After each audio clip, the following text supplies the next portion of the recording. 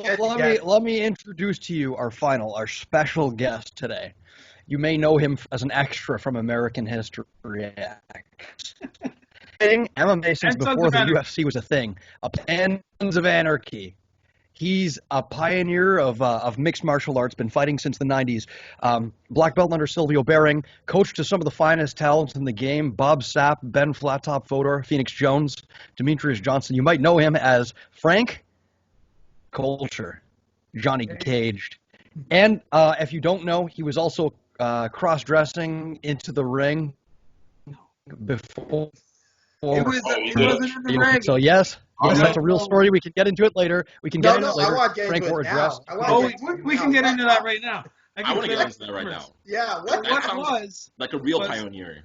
Yeah, he pulled a Dennis Rodman before Dennis Rodman. It was around the same time. Rodman was already doing it. Like they used to call Rodman like the Frank Culture of basketball. I remember that. Then. So. Yeah, that's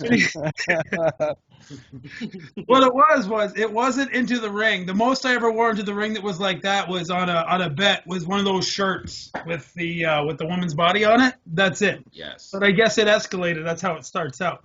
What it really was I was gonna fight this guy named Andy Social. That was his name. And I'm not really good like on the spot, so I had to write everything I was going to say down. It wasn't about my fight with him. I was trying to get a rematch with somebody that I'd fought twice before. I beat him. He beat me. His name was Max Marin. He was fighting a guy named Jake Hatton. So it was at the press. Was that a press conference? Sorry. I just wanted clarification. Okay. Yes, it was at the press conference the day before. And so Stefano always gets it mixed up that I came into the ring like that. But what I did was, because nobody would get the joke, right? We won this dress at a strip club a couple weeks before, when Jesse wanted to meet Ken Shamrock, the world's most dangerous man. That was his wrestling name because he'd left MMA and he was doing wrestling at this time. He hadn't gotten back into MMA. So there was a contest to win tickets to WWE. And my friend Barry, Mac Daddy Flex, who, there'll be stories about him. He teaches out in Oshawa and a bunch of towns out there. There's a couple Muay Thai gyms that are all linked together. Rebel Alliance. Yes. Yeah, exactly. So, don't. He won this dress. You were supposed to get up on stage and embarrass yourself, like to get tickets. Like there was 4 people that were going to win 2 tickets. So anyway, he got up there naked. It's in a strip club, but you can't be male and naked in a strip club, so you can't embarrass Barry. So he walks up on stage. The DJs are like, no, you get your clothes on. We're going to lose our license. So he had to do a bunch of ridiculous stuff like lick a shoe, which I didn't think was that gross at the moment, but now when you think about it, have you ever been in a public bathroom, a male public bathroom that the floor got covered in piss? So luckily he didn't die. Years later he didn't catch anything. But part of it was he had to wear this dress, and they all had to run out and go to a different motel or hotel in the area. This is up by the airport, and grab a business card from the hotel and race back. And it's not just MMA. Whatever we're going to do, we're going to win. So, like I said, it's not a team sport. Earlier, we were talking about MMA. I was saying MMA is not a team sport. It's a team effort. So when Barry went to run out to get his business card, I went with him. They sent him to the farthest hotel because it was rigged. They're trying not to have him win.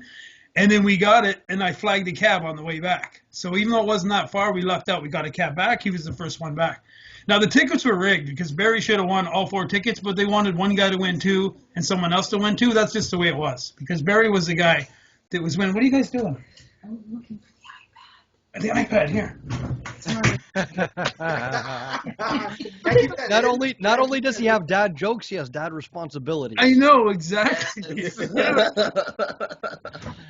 But go on.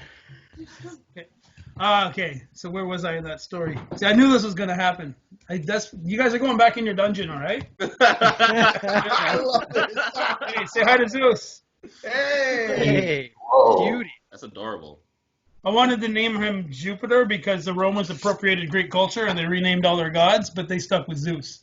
So, yeah, some Italians. You see what you did? You see what your people did, Stefano? Italians were doing shit from way in all my people did bring beautiful food and culture to the world, so you're welcome. Oh, wait, you mean the noodles you stole from China? Get out of here. From China. Okay, hold on. Let's get back to the story, and we can talk about how great Italian culture is. Thank you later. So where was okay? So yeah, we flagged the cat back. You know, he had to kiss a guy in the mouth, which this wasn't Barry. This was the other guy. It's just a kiss. It's like the guy didn't have to put his tongue in Barry's mouth, and that's what Barry said to the guy. Like, dude, it doesn't have to go that far. But anyway, he didn't say that till after because he didn't want to lose. So anyway, they won the tickets. Barry and Jesse went because Jesse Richardson, that's how I know this guy from Matador. He was the guy that wanted to go meet Ken Shamrock because before I moved to train with Matt Hume, my big dream was to go to AMC and train with Matt Hume. Jesse was living in Edmonton at the time, and his dream at the time, because he had Shamrock's book on the lines then, was to go down and train with Ken Shamrock. He didn't know that they were all falling apart at that time, that they weren't really what they were kind of in the early 90s. So I convinced him, hey, come on out to Toronto for a couple of years. And then we got him hooked up. He was Marcus Suarez before. So then he came and he trained with us. And now he's full Silvio Bearing. But anyway, where was I in the story? This is what I knew would happen. He made them He made them. Stefano, business man, cards. you're gonna have to You're in trouble right now. yeah, you're gonna have to disconnect and call back because your connection is not doing too well right now. Can you guys hear me? Now we Testing. Now we can. 1, 2, 3. 1, 2, 3. Okay, good. I can hear you too. Okay, continue. So you were just at the part where they forced two guys to kiss, and somehow this is leading into your knockout of Andy Soto. Well, that's where the dress came from, because the dresses were $150 each. So they went to the strip club, had a little store next door where they would sell stuff for the strippers, and it was kind of like a wedding dress. It's this stretchy thing. So anyway, I took the dress with me to Toronto because I was fighting in a week. So that night we went out to meet Ken Shamrock and everything. We waited till all the WWE fans left. So what happened was all the WWE fans were there, like, with their fake championship belts to get Ken to sign it and all this. So we waited until they left. Then we went up to meet Ken. And then, because we were fighters, we weren't wrestlers, we ended up hanging out with him and the owners of the club for the rest of the night. So my fight was a week later. So I wasn't drinking or anything because I was serious about my fight, because my fight before that was a loss to Max Marin because I was asked who I could fight. Like, the promoter asked me to fight this guy who I wanted to fight. I wanted to fight Max because I beat him easily 2 years before, and I just got back to fighting after an injury. So I'm like, well, I'll fight Max. So Max ended up beating me. So I was training super hard. I was super serious. But I wanted to get that rematch with Max. So now fast forward a week later to Edmonton. I'm in pretty good shape. And then, so you look jacked in that dress. Like when I pulled it on, because it was so stretchy, I put a toque on. Yay. If this is the States, I'd have to say beanie, because they don't know what toques are down there.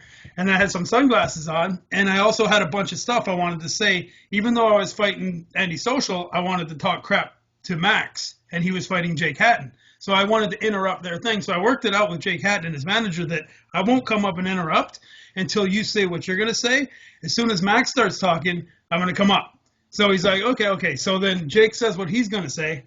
I come up, and since nobody's going to get the joke that I'm this guy's anti-social, I had a big sign that said anti like your uncle and auntie, and social. So I come out, and I'm like, his opponent's anti-social, get it? Yeah. So my opponent's anti-social. Well, I'm anti-social, and then I put the sign down, and then I got everything I wanted to say, like a flow chart, like people do on sales calls. So he says this, and I'm like, yeah, but and I wrapped it off, and then I looked like I was really quick and fast with the comebacks. So I'm not. I got to usually write stuff out, and it's like the room we're in right now is filled. It's like I don't know if you've seen Seven, the crazy guy with all the journals. These are all my screenplays. Yes. They're alphabetized and stuff.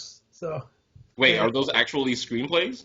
There's stuff that I've written and typed, and man, I've been working on my trilogy for a while now. My Dollars trilogy.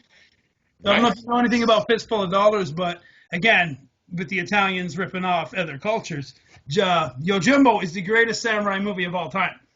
It's it means bodyguard. So anyway, which is funny with your bodyguard thing that you're always talking about. He says there's a movie called Bodyguard too. Yeah. So that never happened. Little story that Frank didn't tell you about that. So that dress that he wore into the ring and at the press conference, that was the same dress that John Candy wore in the Punisher. Crazy. But Frank, tell them what ended up happening with that ankle fight, or else it'll be anti. Oh, you're cutting out again. Yeah, you're cutting out. Tell them about how you won the anti-social fight, or else it's anticlimactic. Oh, okay. basically, so if I was supposed to fight Andy, and then if I won him, I was going to fight the winner of Jake Hatton versus Max Baird. So I don't know. It's not. I took him down and knocked him out in about a minute or so. Hey. Yeah, it's brutal. It's brutal. You guys have to see it.